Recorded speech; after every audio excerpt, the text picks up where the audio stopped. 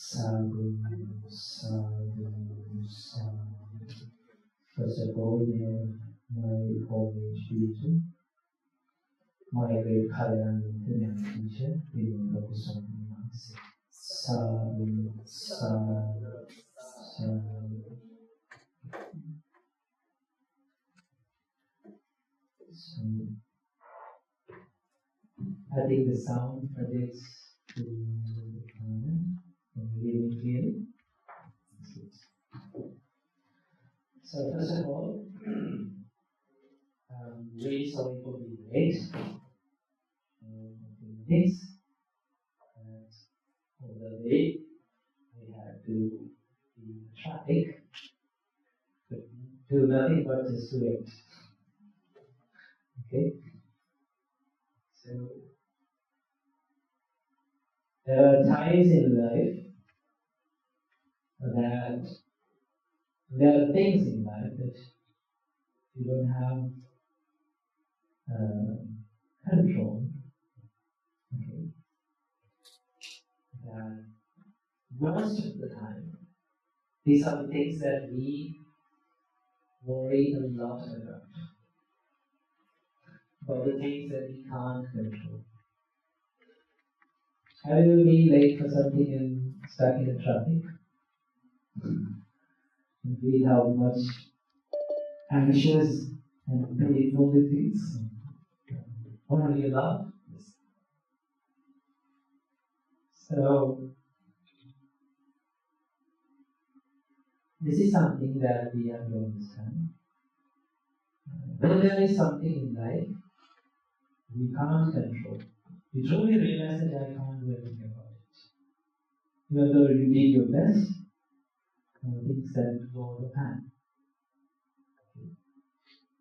So that one thing that we do for all of those experiences is we don't try to fight, we accept it. Okay. We accept it as it is. So that in that time, we gain the consciousness and the mindfulness to choose the correct decision. Okay? To do what should be done at that time. Most of the time, we become anxious when we make a mistake. Do we? Yes. And when you become anxious, the next step that you take, most probably, it will make another mistake. You do another one because of that worry, okay, and panicness. So this is what I learned from my chess coach. Okay. When I was at school, I played chess. My chess coach used to say, it's not the first mistake that makes you lose the game. It's the second mistake. It's the mistake that you do right after the first one. Okay? Because you do that with the worry.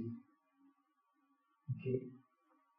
So that is why we need to be, when you accept, okay, when you accept, one thing that helps you is that you gain the mindfulness to take the correct decision in the next step. Okay. So to do that, to understand that there are things in life that we have to clarify what is in my control and what is out of my control. Okay? If you have been stuck in a traffic, you can't do anything about it. You know, just ask for yourself, just should I worry? Okay. Should I worry? Can I do anything about it? Can I fly? And you can't. If I can't fly, I just have to wait. The only thing that I have to do is just wait. Just wait. Okay. So today, please raise your hand if you was there, if you're there, and I was doing the Liverpool Dharma study. How many of you are there? Okay, good. But I was thinking to share this wonderful teaching from the Buddha that I told in the Liverpool Dharma study last week. Share with you all because I find it is really important for all of us. So today's topic is going to be on meditation. How many of you meditate? Good. Oh, the kids have some. What about the adults? You don't have time.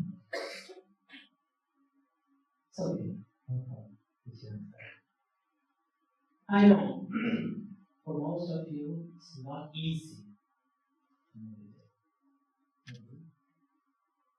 So, I know that most Sri Lankans, they don't meditate. I'm not complaining. That's happen. It's not your problem. It's not your fault. This is what I always say. Do you know why we don't meditate? Most Sri Lankan people. Why? What went wrong? We have this religion which teaches meditation is one of the biggest part in our religion, isn't it? We don't do it. Why? Who is responsible for this? I would say. Where it went wrong? I will tell you where it went wrong. Why we didn't like meditation? Raise your hand if you've been, if you've gone to Sri Lanka, to a school in Sri Lanka. Raise your hand. Most of you, if you answer. So then, you all have this experience. Can you remember when you were in school? You were standing under the hot sun, either as a morning as a evening, and you were forced to do meditation. Even under the hot sun, you didn't do it. It was torturing. It was not meditation, it was a torture. Isn't it? You closed your eyes, opened one eye, looked at the other guy, it was painful. From our childhood, we've been forced to do this. And we didn't enjoy it. Because everyone tells us to do meditation. But no one tells us to how to do it, right? And how to enjoy it. Am I right? Did anyone tell you? This is what parents do for their children. And this is what schools do for students. What? They teach. Right? They teach. And the parents say for their children to study. But no one teaches a student how to study. Right? Was there any program when you were in schools teaching how to study? What are the techniques? How to enjoy your studies? How to make it something that is enjoyable? Was there anything like that? No. So no wonder that we don't enjoy it. Right? No wonder that we don't enjoy studying, and no wonder that we don't enjoy meditation, isn't it? So I don't put the blame on you. I put the blame on the education system. Okay. So today I'm going to share something and teach you how to enjoy the meditation. Okay. And how to start doing it and how to enjoy it. First of all, meditation is boring. What? Meditation is something that is boring. Why? Why do you say that? Say in the morning, you sit down and one place, do nothing, just read. Close your eyes. If you ask from a child, it's meditation boring, they will tell you. Now you don't tell it. Children are so honest. They say, meditation is boring, but understand, boring is peace. Okay. Peace is boring. Why do you say peace is boring? How do you define a peaceful place? Is there any peaceful places around you? Let's say you want to go to a peaceful place. Where do you go?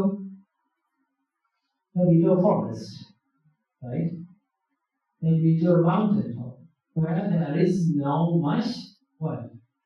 Distractions. Not much sun. Just you and the forest.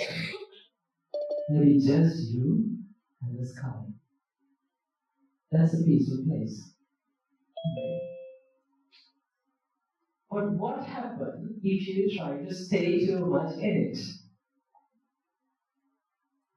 Huh? You get bored. So that is why a lot of you love to stay in cities, not in villages. There is a lot of people come to the cities and stay, right? Not in the villages. It will be boring. Understand? Meditation will be boring. But if you need to find peace, if you love peace, you have to learn how to enjoy boringness. One's life is really boring. Okay? Why? You have to do all the things, the same thing every day. Do you like to do the same thing every day? No. But we not like that. But after some time, we understood that. In the beginning, it was boring, but after some time, we understood that this is part of the lesson. This is to understand that if you need to find peace, you have to do less and do what is important.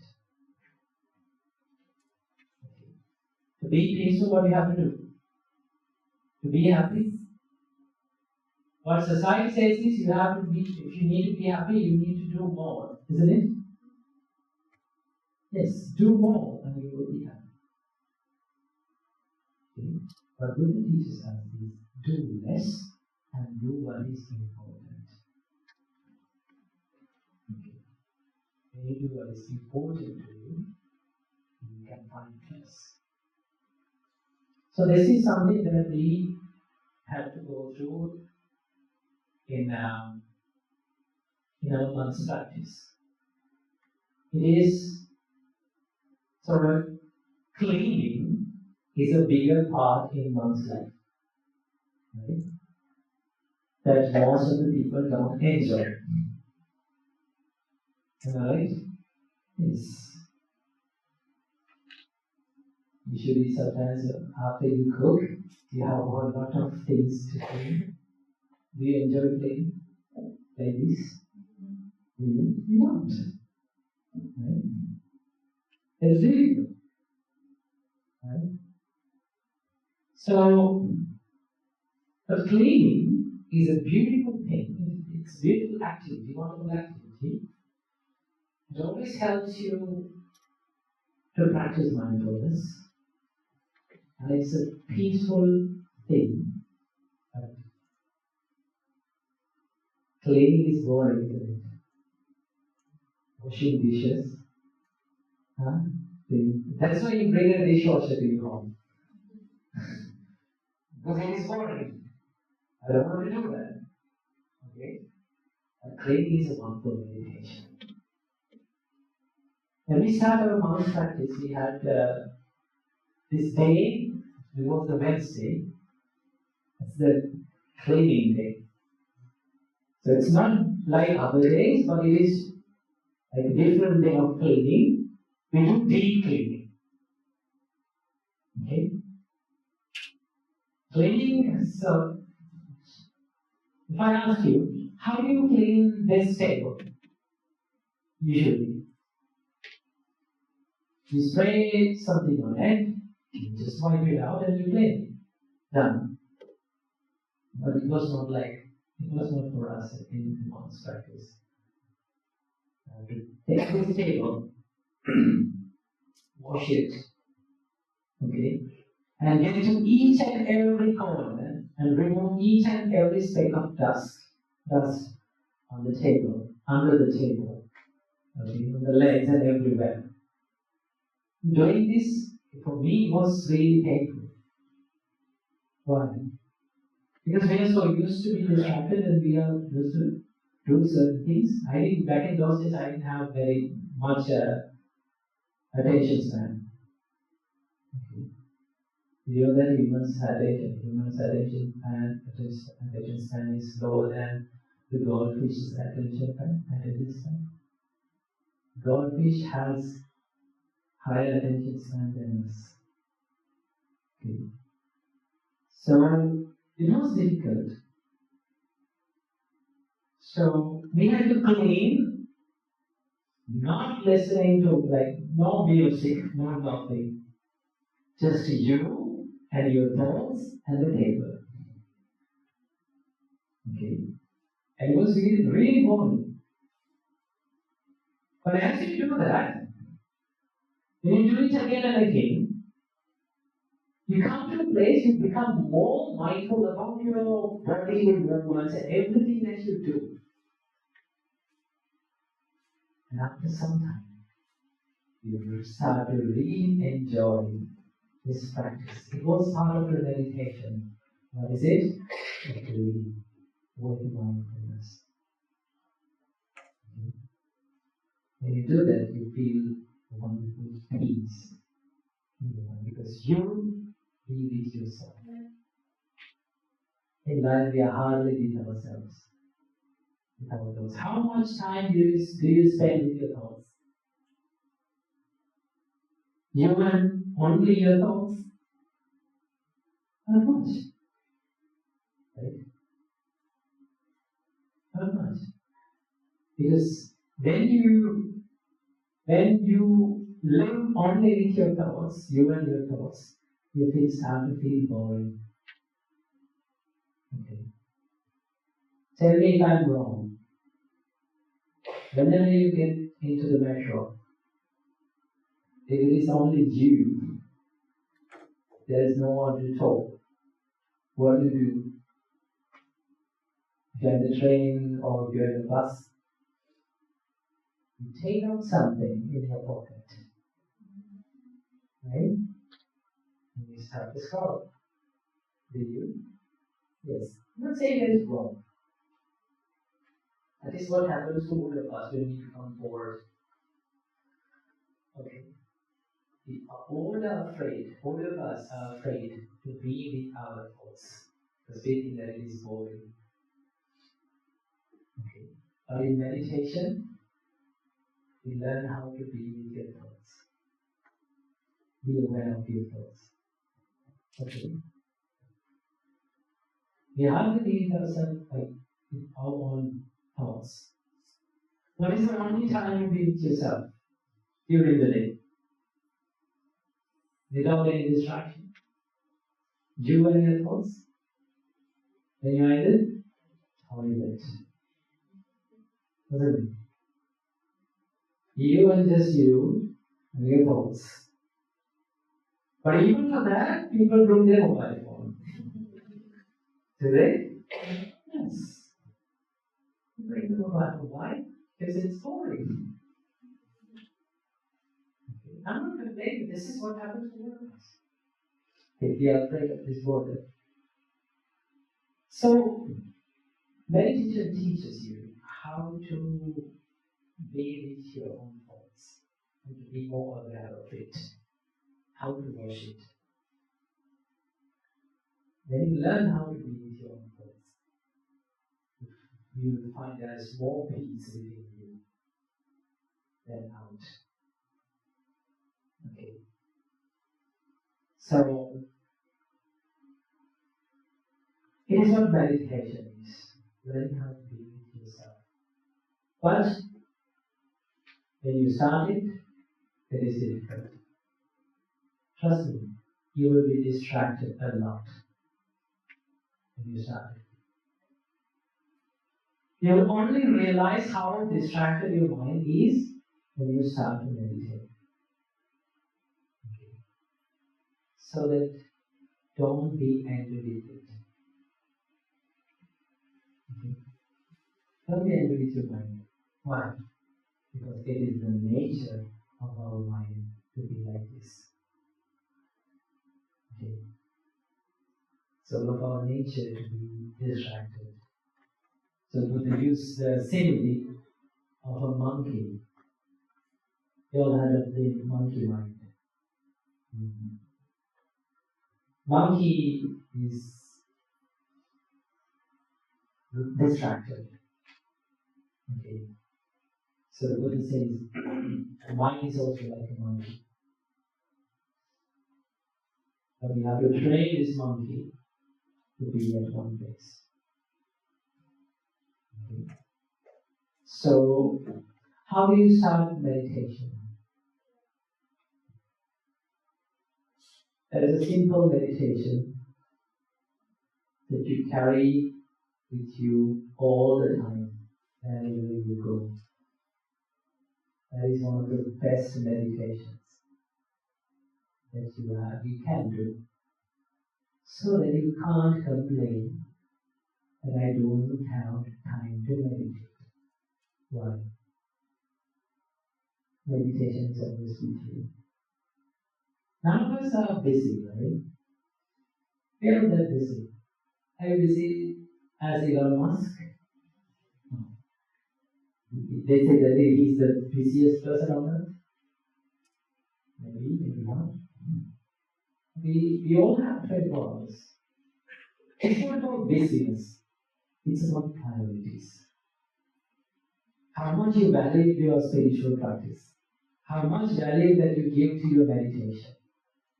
If the value is high, then you will meditate, no matter what. Right? No matter what happens. Are there things that you do during the day, no matter what happens? What are the things that you do? You eat. Right? No matter what happens, you eat. You have your at least one meal per day. You have one. No matter what happens, you sleep. Right? No matter what happens, you have a shower. Sometimes yes, sometimes no.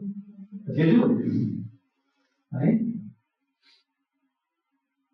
No matter what happens, we just check our phone.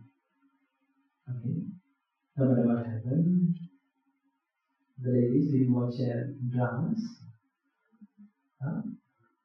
All the Korean dramas? You watch? No matter what happens, you do that. Okay? In Sri Lanka, it was like an infection for the Indian drama series. My God. Like in those days. My grandmother stops everything that she does. If she's cooking, but she stops cooking and then she comes to watch it. Right? There are things that we do no matter what happens in the day. Why? Because it's the priority. We value it. Okay? So if we can give the same value to a little bit of meditation practice, it will help you grow. And you don't want to you don't want to say that I'm busy. Okay? Understand that life will never give you a separate time to meditate. Life will never say, now you've gone, now you stop all the responsibilities and everything that you have to do, and now it's the time for the meditation. Okay. There will not be a time like that. Right?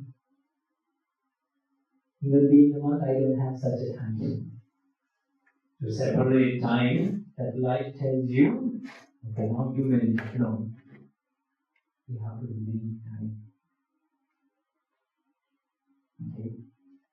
You have to sacrifice, you have to dedicate, and you have to make one time. This is my time of meditation. So, to meditate, even for the meditation, we need to have some sort of qualities that we need to practice.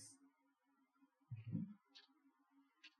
So, one of the easiest ways, and one of the best ways to start meditation is not by just sitting down and focusing on your breath. That's how most people start meditating. They sit down, they close their eyes. Okay, let me concentrate. Can you do that? So easy like that. You can't enjoy the meditation in that way. Why? Because you sit down for the meditation with a lot of expectations in your head. At that time I need peace, but you don't get it. There was one monk who bothered the Buddha to go to meditate. At that time I was helping the Buddha. Okay. At that time he was at the help of the Buddha. But on the way, he saw this beautiful garden, beautiful park. And he thought, wow, this is a beautiful place, I need to go and meditate. Now you big panicked. Now your mind is in hurry. I need to go and meditate. A lot of expectations. Right? So he went to the Buddha and said, I need to go, I found this park, beautiful, I need to go and meditate.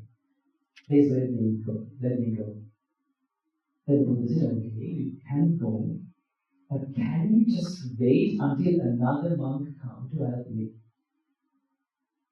Can you just wait? Then what happened? He said, no, I don't know whether I will be able to meditate after that, so I need to go now. He was in a hurry. And then again Buddha said, no, please, can you just wait? But this monk did not agree to that. He heard that aloud, I need to go. Then finally the Buddha said, okay, if you need to go, so bad, then you can go. So this monk went to the park and sat down for the meditation, thinking that his mind will be peaceful. Only when he closed his eyes, he realized how distracted he was. His mind started to be distracted even more and more. He struggled a lot. And finally he returned back to the Buddha. Came back to the Buddha and said, I'm lost. Please help me. Why? Because of all the expectations in your head. When you sit down for the meditation, we expect to float, to go to different places in your mind, find peace. No. So the first step, one of the easiest ways to enjoy meditation is sit down and listen. Don't do just listen. This is what we learn from our meditation courses when we start meditating as monks. Our meditation teachers They never taught us any meditation. What they taught was just sit down and listen. Listening is one of the most difficult things that for us to do. Can you listen? And I will give you 10 minutes. Let's try this. Sit down properly.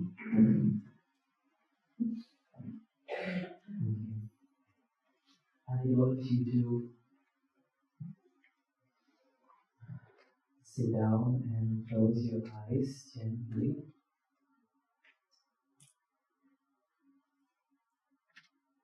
And just do nothing. There is no meditation that we should do. But the only thing that we do is just listen.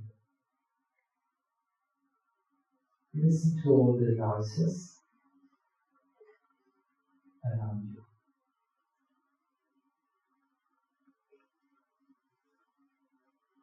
Don't judge them. Don't try to identify them. Your brain will does it for you. Let it happen.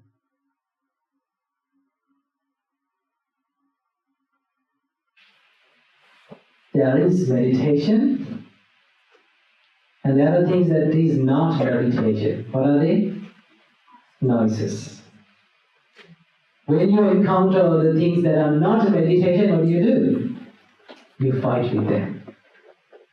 And you be angry with that. Okay? Next time when you are in the bus or train, and you haven't, let's say you don't have anything to do, what do? Sit down, close your eyes, listen.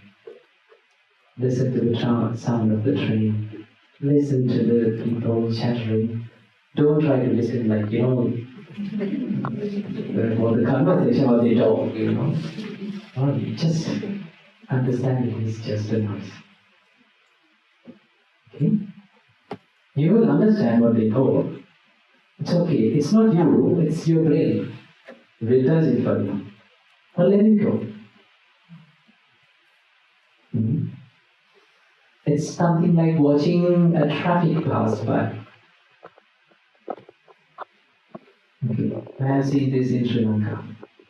All the artists and singers, and they get old. They don't have anything to do. What they do is they sit down near the doorstep. And they just watch the traffic pass by. Okay. When you look at the traffic pass by, do you try to stop the vehicles? Go jump in the middle of the road and try to stop the vehicle? You just look at them, let them come, let it go. You don't try to chase behind them, you don't try to stop, just stay beside the road and just look at it. When you see a van, you understand it's a van. When you see a lorry, you understand it's a lorry. Right? You don't engage in it. In the same way, if we can watch our thoughts, be aware of our thoughts and not engage with it, that is meditation. This is called Chittanupassana. What is it? The Buddha says, when your mind is in anger, you don't try to stop it in meditation. What we do is we identify it as anger. Okay? We don't try to stop it. We see it coming, we see it go. We don't engage in it. Only if you engage in it, it will convert it into an action. You give the energy for it to become an action. The Buddha says, understand when you are angry, then you are angry. But you always have the choice to engage in it or not to. Okay? What if you jump in the middle of the road and try to stop the vehicles? You know what happens, right? In the same way, you try to stop the anger. What happens? Engage in it. get hurt. You and other person will get hurt. Okay? So, one of the greatest skills that we need to learn in meditation is sit down and just listen. Get comfortable with all the noises. So that noises are not a distraction for you. What is the biggest distraction when you meditate? Is noises, isn't it? Yes. That's why people invented noise cancelling earphones and all the stuff. To cancel the noise out. Okay. So, this is a great skill. Just to listen. And when you listen, and when you become distracted, always be kind to yourself. In meditation, we were taught to look at yourself as a baby. In meditation. Right? In meditation, like, let's say you have a baby, do you expect that baby to walk on the first day? You don't. You just wait until they grow up. You give the proper nurturing, proper care. You wait until they grow up and wait until they walk. If they take one step, just one step, don't you celebrate? You celebrate, right? I've seen a lot of how mothers, fathers, how happy they become when their baby take one step, just one step. Their first step. They celebrate it, right? Yes. How happy they become when they speak one word. In the same way, if you can look at yourself, when you're ready as a baby, starting learning how to crawl, learning how to speak a word in the same way, learning how to meditate. When you become little bit of meditate, like when you get into a little bit of meditative state, and your mind become little bit focused, concentrated, you'll be happy with that. Okay? Be happy with that little achievement. That happiness will help you to engage in the meditation even more and more. It's a motivation. But when you sit down for the meditation thinking that you will gain something, okay? There will always be disappointment. Okay? That is what we learned in meditation when we started doing it. When we sat down, we had higher expectations than you, because we have come to this monkhood. Now we have dedicated our whole life for the meditation. Now what I do is I need to sit down and I close my eyes. I need to feel, I need peace. You don't get it. It really makes you so much humble. Okay. So I still remember when we were doing meditation, it was really painful for us. For us means for me. It was painful. I didn't enjoy doing when we start. The only thing that because usually in the morning when we get up, after the cleaning of the stuff, we have the prayer session, and after that we have the meditation session for 1 hour. 1 hour is okay, it's manageable. And soon after the breakfast, you have 2 hours of meditation straight. You can't stand up, you're not allowed to stand up. You just have to sit down and you have to meditate with the elder monks. So our elder monks was so good at meditation, they could do it for the whole day. They can sit down for 2 hours in the meditation straight for 2 hours. But we could not. All I was doing during the meditation was like this. Waiting them to wake up from the meditation and stand up so that I can stand up. Okay? Painful. Knees were hurting, back was hurting. Some monks are sleeping, the junior monks. It is very funny to see. But with the practice, with the time, everyone learn how to sit down. Now you're sitting on chairs. If you were to sit down on the floor for these 2 hours, imagine how painful it will be. I know. If it is chairs on chairs, in my speeches, I'm very happy. Because I see all the faces of people, how they are struggling with their posture and all the stuff when it is on the floor. But one thing that you all need to learn is to sit down on the floor correctly. Okay? It will help you in many ways. Learn that. Don't think that I'm too old for that. You can do it. Okay? My grandma could do that. So, have learned. And don't think that I'm too big for that. No, everyone can do that. Okay? But if you haven't tried. So it was painful, but we learned a good lesson. It was part of the lesson to sit down. So listen, learn to listen. Okay? And then when you get comfortable with it, now you can tap into this wonderful practice, wonderful meditation that is always with you. That is your breath.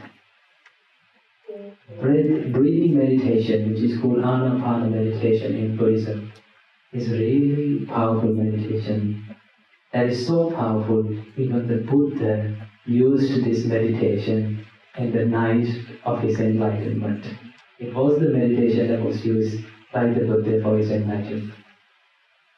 Okay? That is why when we teach about mindfulness, the first meditation, the first ever meditation that he teaches is breathing. Learn how to breathe. Breathing is so amazing. It is something that we always keep changing with our emotions. Do you know that? The breath changes with your emotions. How do you breathe when you are angry? Faster. How do you breathe when you are afraid? Faster. Right? The breath changes. How do you breathe when you feel boring? Don't breathe, you yawn. Right? How do you breathe when you're relaxed? At the end of the day, when you, after all of these things, you go to bed. Finally, what will be there? Deep breath. Finally, I made it. Right? Life started with a deep breath. And life ends with a deep breath. Okay? Breathing is so powerful. That is why we have been get connected with this. Breathing is something that can put into voluntary and involuntary actions. If I ask you to breathe, if I ask you to be mindful of breathing, now you're breathing voluntarily. But now when you're listening to something, you breathe, but you don't feel it. It is involuntary. It is a wonderful process that is going inside our body. So the Buddha says breathing is another body that lives within your body. Okay? So the first step is to get comfortable and get friendly with this body of breathing. To do that, the Buddha says in mindfulness, this is from the Satipatthana Sutta. The Buddha says, you should go to, the Buddha says, this is for the monks. Buddha spoke this to a monk. So the Buddha says, you should go to a forest, or to the root of a tree, or to an empty hut, and sit down. Now I know, when you meditate, you can't always find a forest. You can't always find a treasure, or you can't always find an empty hut. But what the means by this is, find a peaceful place doesn't mean there is no noise. Means make a peaceful place within you. You can be in an empty hut, you can be under a tree, you can be in a forest and have a lot of thoughts in your mind. Right? What Buddha means is find a place where it helps for you to meditate. Doesn't mean that you have to you can cancel the noises, all the noises, and make your room soundproof. Just find a place where you feel peace, feel okay with doing it. And for that is why I introduce you the practice of getting comfortable with what? The noises. So that you are not fighting with it. So that even the bus, even the train is enough for you to meditate. Okay. So then the Buddha says, go to this empty hut and then sit down. Having folded his legs,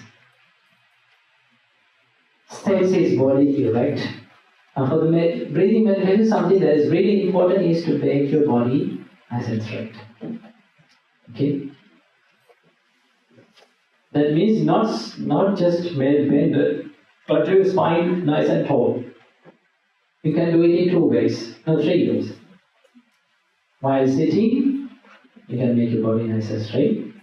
Or while standing, you can do it. And while lying down, also do it. But have you tried to lie down and meditate? What happens? You just sleep. Okay, one day I was doing a meditation session for a group of people who are from Germany. And they asked me, can we meditate while lying down? I said, of course we can. But I didn't mention that you will fall asleep. So we started meditation, all of them were in a circle around me. We started meditating. The meditation went for half an hour. And I opened my eyes, all of them were lying down on the floor, sleeping. Alright? Someone is snoring. So, yes, in meditation you will feel sleepy. That's a bigger problem, isn't it? How to deal with it? I'll come to the other problem. What is it? Sleepiness. How to deal with sleepiness while meditating? First of all, whenever you catch yourself feeling sleepy, don't be at that position. If you're sitting down and you feel sleepy, don't stay in that. Simply, gently stand up. Okay. Change your posture. When you do that, it is easy for you to do with the meditation. The reason why a lot of people sleep during the meditation is because they just keep sitting down. Okay? But they don't realize that even I can meditate while standing. Okay? So it is much better for you to stand up and meditate at that point. If you really need to do the meditation. Right? If you don't need that much, then you will sleep. It's okay. I've slept in meditation sessions more than you. Yes. It's okay. One time I found this. It's very funny, all the experiences that we get from when you're a monk. So that day, I was in the monastery. I didn't get much sleep in the night before. We had to do some chores and other stuff in the monastery. And in the morning I had to go for the prayers, and after that we had the morning meditation session after the breakfast. So we had to sit down for 2 hours. I sat down. Okay. So I was tired, so I sat down near this concrete beam. Okay. And I was meditating. And I was doing good. And after some time I started to feel this cold feeling on my face. Right? This part on my face, I started feeling this. And I thought this is some sort of new level of achievement in my meditation. So the core was still there, I feel so peaceful, so I was so happy inside. But I have reached some level of meditation, wow. And but still I'm thinking, but the feeling is there. And I opened my eyes. I opened my eyes to the floor of the meditation hall. You know what happened? I have bent down, right, my head on the floor, right? You don't feel it. That was how I sleepy sometimes. There was a monk in our meditation group, us who became monks with us, who became monks with us. And he's a little bit chubby, right? So, when you sit down, we start to snore a lot, right? So we had to wake him up every time. But one amazing thing that you see in monks' community is that no one is being upset with it. There was the kindness and understanding from all the monks. Right? So our head monk always said to us, if he snores, someone sit near him and wake him up. But do not let him leave the meditation hall. It's okay to snore, it's okay to sleep, but do not let him leave. Because if he leaves, he will never come back. Okay. So today, it's very comfortable in doing meditation. You meditate more than me. Okay. So these are the little practices and little qualities that you all need to have to do meditation and enjoy doing it. Okay? So you have to do nothing, okay, until we meet again. Okay? Do nothing, just find a time in your day to sit down and just to listen. Whenever you feel comfortable, you tap into breathing. Okay? You will feel a lot of peace. So what are the times that you can do this? Hands up those who commute daily for work. Don't drive, but you're in the train. Those who are in the train? No one? Oh, you do.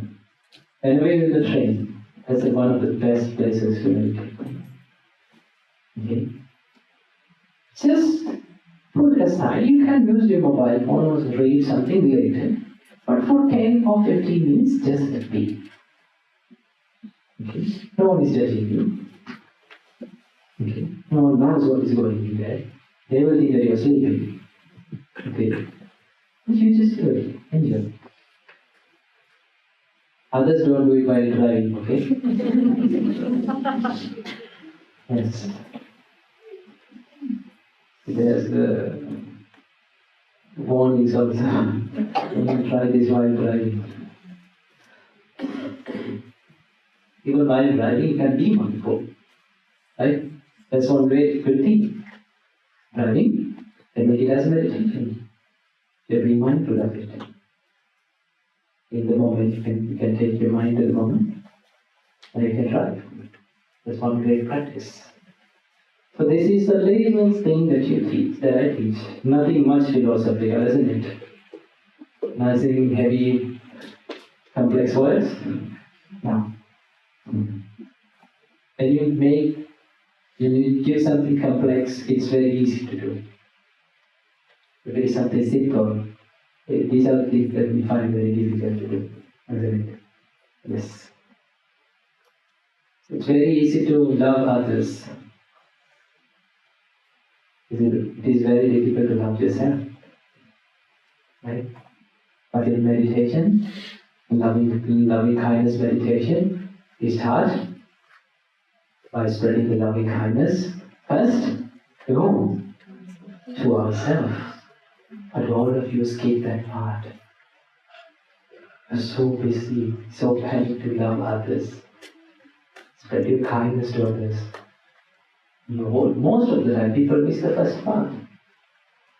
Okay. Just have loving kindness meditation also. First, you have to do loving kindness meditation first to yourself. Only when you feel that your love towards yourself, your kindness towards yourself, then only you can spread it to others. You can't fill other cups if this cup is empty. Okay. Like you have to be kind to yourself. That is why it takes months for you to master the first step of loving kindness meditation. What is it? To love yourself. Take time and work on it. Okay. Every day you can practice the loving kindness meditation, Maitri meditation, or 3 times. First step is not to love anyone else, but to spread loving kindness to yourself. That part you miss. To be kind to yourself. Okay. To look at yourself like you look at your baby, your children. There is always a baby inside all of you. There is a baby. Do you have a baby inside your life? Your mind? Your childhood? Yes. Still stop from there, right? Yes. I have one. That's why we do silly things. Right? Yes. Even though we become natural from our bodies, still we are babies from our minds. That's why we do silly things. That's why we fight over silly things, isn't it? Yes. When you look back, you think, why did I do that? That was silly. When you look at that and you become kind to that little thing, and you understand. So, and only then you start to mature inside. Only when you forgive your childhood, right? The baby inside. So, these are the little things that we have to share today. So, now let's take some time to discuss a little bit about practical questions that you go through. If you have any practical questions about meditation or about Dhamma, you can ask them always. You're free to ask them. Only the questions that you feel comfortable of asking. So most of the time when we do that, after the session, they come and like, I have a lot of questions, but I can't ask it in front of people. I know. Everyone's got like that, those problems. But you realize that all of you are sitting here has same kind of problems in life. We all go through the same suffering. That's the nature. Yes? I really like your metaphor about sit down somewhere in the street and then look at the traffic flow by without interacting with it. I know that really works very well, but to my understanding, and also you mentioned that identifying the car as a lorry and so on, but my understanding is that still that very notion of understanding is an interaction. So in other words, like what I'm looking for is underneath that. Because you get a nimitta from identifying that. You can clarify that a little. Very good. So when you understand, when you see things, when you experience things, one thing that always happens to us is that we can't stop understanding it. Right? You can't stop understanding it. When you see a sound, you will always understand it. What they say, what they speak, unless they are from another language. Okay. So what you do is, when you learn to just listen and just to be with it, okay, then you understand all of these things are just noises. It has the same nature, like everything. So let's say I'm speaking to you. Okay? I'm speaking to you. It is the sound wave that you hear. Okay? Do you feel any anger when I'm speaking to you? No. Some may not. You don't feel, right? I trust you. So, that's a noise, that's a sound. Let's say someone is playing into you. Isn't that a sound? Yes. It has the same nature. Okay. It has the same nature. Oh, it is a sound wave. Okay.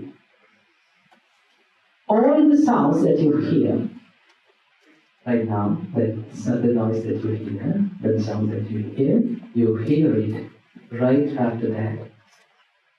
Does it exist anymore? Does it? No. What happened to all the words that I spoke earlier? Huh? It's gone. Right? So you understand it. But you understand that it is coming and it's going. So it is being impermanent. Okay? We don't try to chase behind it and think on it, ponder upon it. You understand that every noise that I hear, every time you listen to it, you hear, that is, I heard this, now it doesn't exist anymore. Okay? And that is the way that you do not engage with it. Okay? You can't stop thinking about it. So the Buddha says, do not take the notions. Okay? That should be done only, that can be done only when you become aware of what you're listening. Okay? At first place, you can't stop it happening. Okay? So the very first thing to do is just to be aware of it and understand it as it is. Okay? Everything that you experience has this nature of arising and passing away. That is the common nature for all of us. What is it? Everything we experience has the nature of arising and it passes away. And it is always a new thing again and again. When you understand this impermanence nature, that is called the true realization of life. Okay? And everything is subjective. What? Change. There's nothing that we should hold. We can hold on. Okay. But everything that you hear now, it leaves impressions on you. Does it leave impressions on you? Yes. That is why when someone blames you, you take that blame home. Do you? Yes. And what happens to you? You think upon it. But does that sound exist anymore? Does it exist anymore? No, it doesn't. But we think upon it. We take it home. And all that mental process is something that we create. But if we could understand that, I heard it. It doesn't exist anymore. If we can let it go from that place, if we can tap into the true nature, that's the true nature, right? We can let it go, let go of the anger, let go of that, all the impressions that it creates on you. Okay. So first, to do that, first you have to be very comfortable with just being with it and understanding it. Okay. So I told you today is the very, very, very first thing that we have to do. Okay. So after that, you can get close to what is to understand this, it has this impermanence nature. Okay. And that will I will teach you the next time we meet. I don't know where we will meet. If we meet, we can teach you. We can learn it. Okay? You don't know. You never know what I will bring to you, know? Yes. And it is another meditation that we do in Buddhism. What is it? It's the meditation on death. Okay. When you meditate on it, you truly feel that what should I do today? What's worthy of doing it? And you do what is important today. Isn't that it? Isn't that the most important thing to do in life? To do what is important. Yes. When you think about it, that is why meditation on death is one of the greatest meditations that we can. Okay. And some people think it as a pessimistic thing, negative thing. But death is one of the greatest motivations. One time the Buddha asked, how do you practice meditation? Okay. And then one monk said, I'm thinking that the death may happen when the sun rises and when the sun sets down, the death may happen in my life.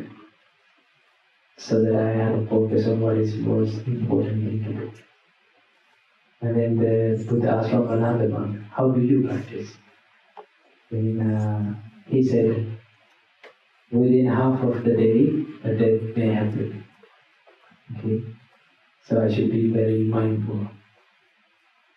And then he asked from another monk, how do you practice? He said, when I take one bite from my food, within that time that can happen. Okay? And then the Buddha asked from another one, how do you practice? He said, I be mindful in each and every breath. Within this little time, the death can happen. Okay? And the Buddha said, those two monks are good in practice, but others are not. Right? So the Buddha says that death is always behind it, but don't be anxious about it. Be mindful on your life. Right? And when you understand that this is one of the events that happen in all of our lives, right? And it's a great meditation. You truly understand you don't have forever, you have a limited time.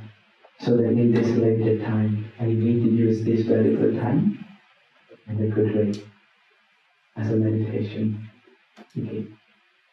So yeah, there are a lot of meditations, but to do all of these things, first what we have to do,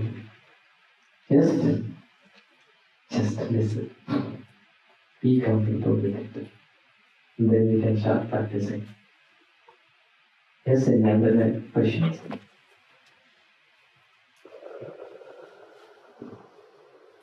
I'm sorry, Bhante. This is a question from one of the online participants in today's session. And the question reads as follows. One question is, I've been practicing loving kindness meditation for almost 6 months and feel really calmer, happier, and content. When do I have to seek for guidance as a one-to-one session because I'm practicing by myself? Good. So you have to seek guidance. Okay? Doesn't mean that what you're doing is wrong. Okay? What you do when you seek guidance, you get to know with a lot of ways that you can be truly motivated. For example, when you sit down here, you didn't have any idea of what we are going to hear today. Did you? You did. But now, at least you get a mind, a thought of practicing loving kindness meditation or breathing meditation, isn't it? Yes. You just at least thought, maybe I should practice, right? And you came up with a little bit of way, a practical way to approach it. Okay? Having heard about this, now you can practice. So, whenever you have time, if you are meditating, if you are a meditation practitioner, whenever you get the opportunity to meet a monk or someone who is good in meditation, seek guidance. And try what works for you. Okay? Let's say you got some advice and it doesn't work for you. What do? You upset with it? No. Right? So that you have to ask a little bit more, clarify it. Okay? In that way you have to do. But guidance is always needed. Okay? And guidance is always needed, and do not depend always on guidance. There is a time for all of us to walk the path alone. Okay. What we learn through the guidance is how to walk alone.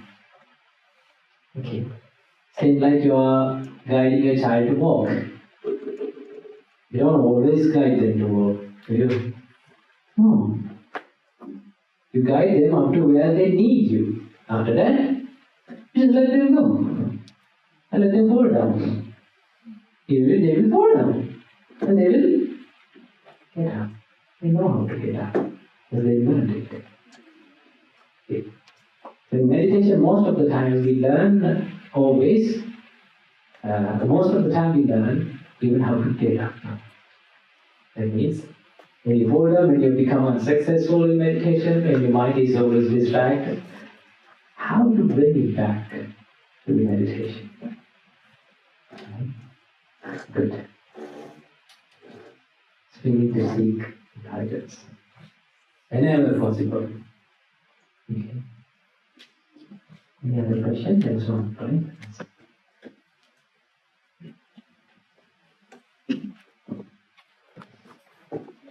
So thank you so much for the talk, Swami Wanse. It was a very good talk to us on the practical aspects of meditation. So I do carry out breathing meditation regularly so that I have part meditation. But I know in the start it focuses more on counting the breaths. So long breathing and short breathing and then not counting. But I understand there's actually 16 and it goes from joy, dispassion, disenchantment. How do you actually get to the higher stages? Because online there's a lot of information or something. So actually it took a lot so that there's what you say. So, may I ask for how much you count up to? And so I talked to another monk and said counting 1, 2, 3, 4, up to 10, then back down, and then do count before, count after, that's all counting. But again, I'm not quite sure. Again, I take some of those things. I know. So counting was a method that was not said by the Buddha. Was not introduced by the Buddha. So counting comes, the teaching from the counting comes, I will tell you where it comes from. It comes from a book called Vishuddhimagga. Okay? And it is there in Vimuktimagga as well. So this is where it started. So, in the beginning, in the sutras, in the Buddha's teachings, there is no such process of counting. The Buddha says, so sato vasa sati, sato vasa, breathe in mindfully, breathe out mindfully. So, but counting, why we do counting is, we learned about counting breath, is why we do counting is to get comfortable, get used to this breathing process. But at some point, when you're okay with it, you have to let it go. You have to carry on with the breathing meditation. But do not count more than 10. Okay? And do not count for less than 5.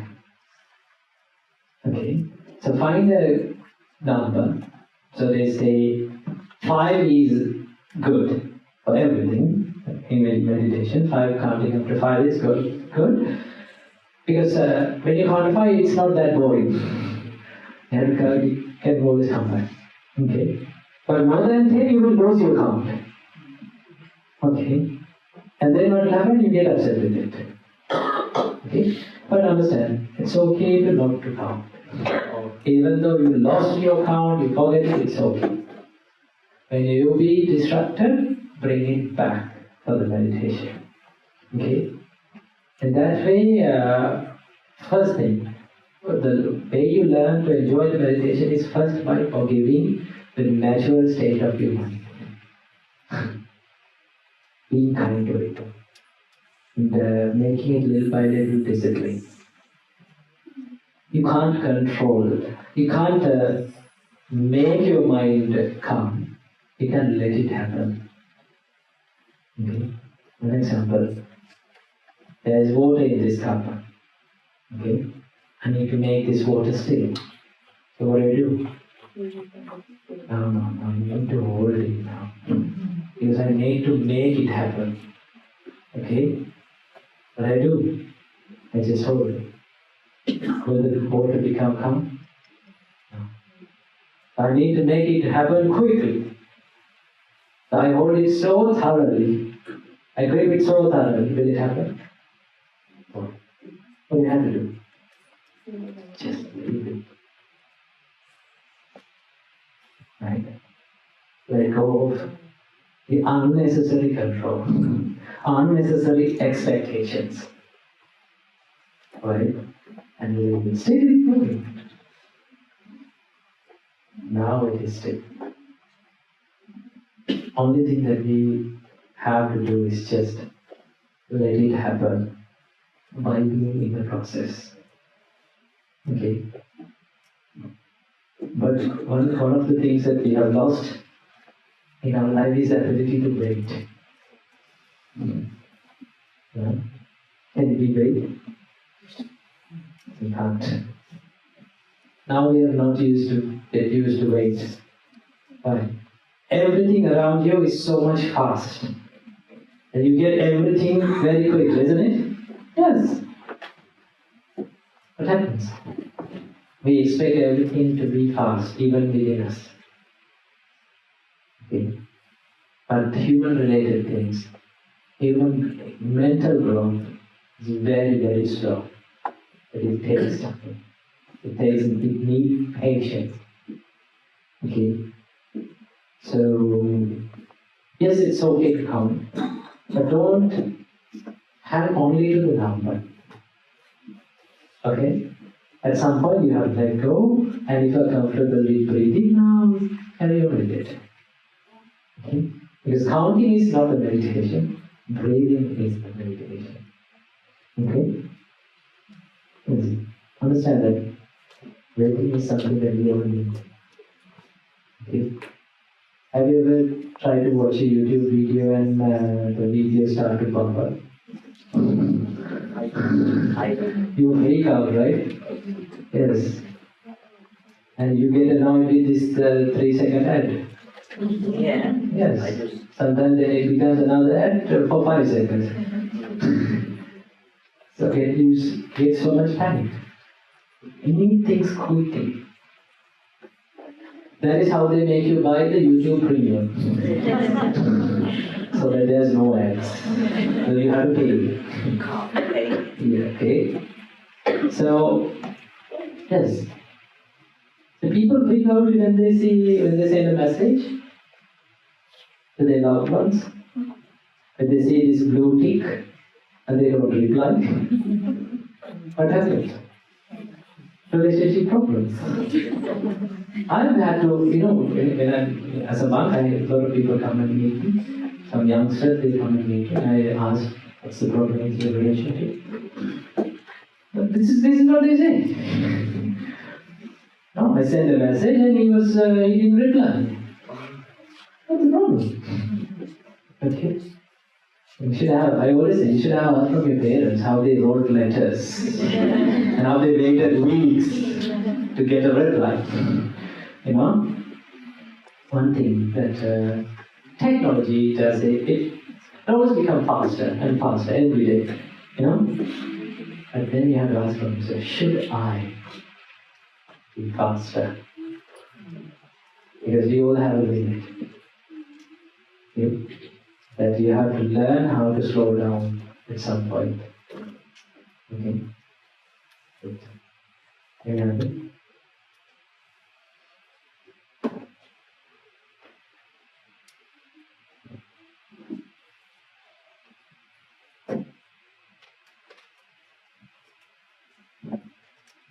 Yeah. So we have another question. No. So I think most of the people here, I know so I speak to the Theravada tradition. But I think when I find over to let's say other Buddhist societies, for example, university, I see that most other societies like Mahayana, and I'll personally say that I'm quite practical. I like they focus on vegetarianism and that sort of thing. So I was also interested in that. So I want to see from a Theravada perspective, what do you think about Mahayana? So I will tell you how Mahayana emerged. Mahayana was emerged after the Third Buddhist Council, where the group of monks called Vajrapāṇika, they came up with a few amendments in the monks' discipline. Okay, but all the monks they did not agree to this, so they wanted to separate. And then they made another school, there's another practice where they need to focus. They focused on, they questioned the arahantship. They asked, rather than being an arahant is selfish. Why?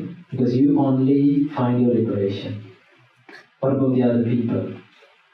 Right. So they came up with this idea of being bodhisattvas, or the practicing the bodhisattva practice. Okay. So, and they practice that. In Theravada point of view, okay, I don't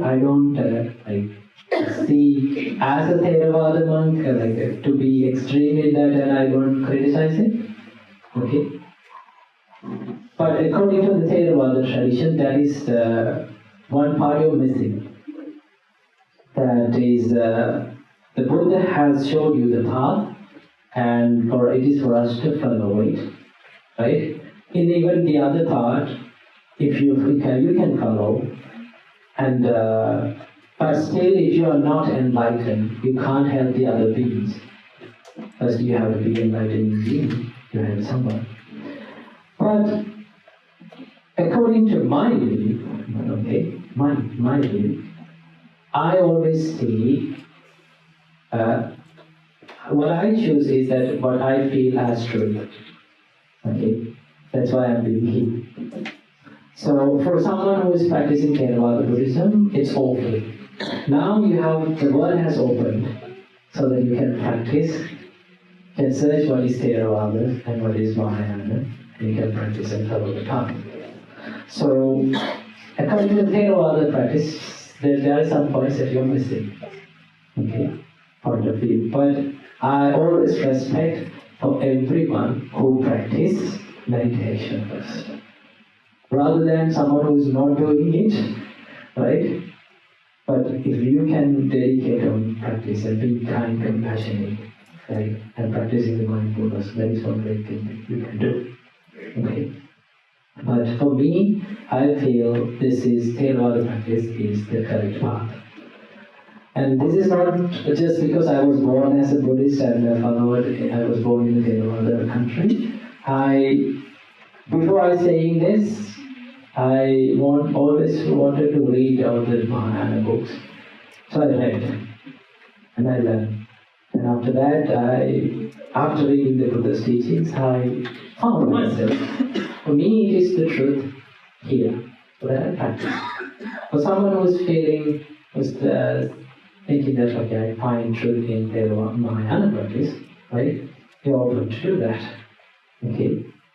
So, yes, there are a lot of debates around the understand. The more you debate, the more you argue on what is truth. Okay? You're missing it. You're missing the whole point of practice.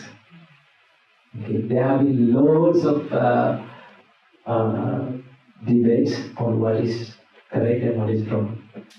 They all miss the point. Because Arahants, they did not go around debating.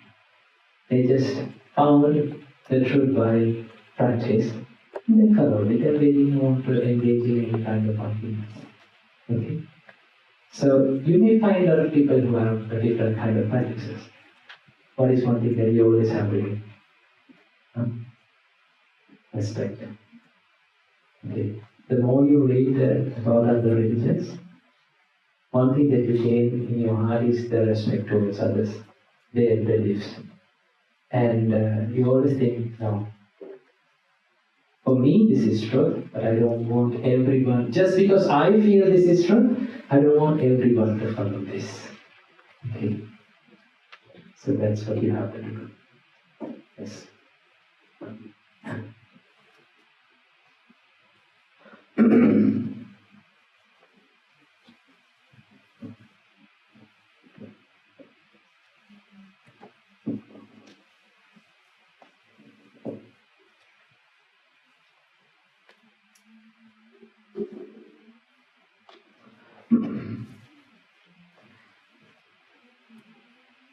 Have you been to Zen practices? Zen is something that people think so fascinating. Wow. Zen is one of the most difficult and hard practices that I have seen. Right? Not only the mind, but also the body. So, we don't say that what is wrong and what is right. It is a practice that people do. But all of these practices emerged way after the Buddha's teachings. Okay. And after around 500 years. I think they're running out of time. So let's wind up the sermon today. All of you say sadhu. Sadhu, sadhu, sadhu. So let's share all the merits with all the devas who protect the Gautam Buddha's dispensation. May all the devas rejoice in this merit, and may they be well and happy, may they live long, and they live a happy life, and may they realize Four Noble Truths in this Gautam Buddha's dispensation. Sadhu, sadhu, sadhu. And may all of the merits that we collected today be shared with Srimad Goswami Maharsa and all the monks and the nuns of all around the world. May Mahasangha rejoice in this merit, and may they be well and happy, may they live long, may they live a happy life, and may they realize Four Noble Truths in this Gautam Buddha's dispensation. Sadhu, sadhu, sadhu. And let's share the merits with our parents and our teachers. May all of them rejoice in this merit, and may they be well and happy, may they live long, may they live a happy life, and may they realize Four Noble Truths in this Gautam Buddha's dispensation. Sadhu, sadhu, sadhu. And finally, may all of you devotees rejoice in this merit by the blessings of the Buddha, Dhamma and Sangha. May all of you be well and happy, may all of you live long, may all of you live a happy life. May all of you be able to realize Four Noble Truths in this Gautam Buddha's dispensation. Sadhu, sadhu, sadhu. Okay, I'm blessing you. Abhivadana Sivista Nityam Yutta Pachami Chattaro Dhamma Vadhanti Aluvanno Sukham Balam Ayurarogya Sampatti Sakha Sampatti Niracha Ato Nibbana Sampatti Gnati Samijjati Sukha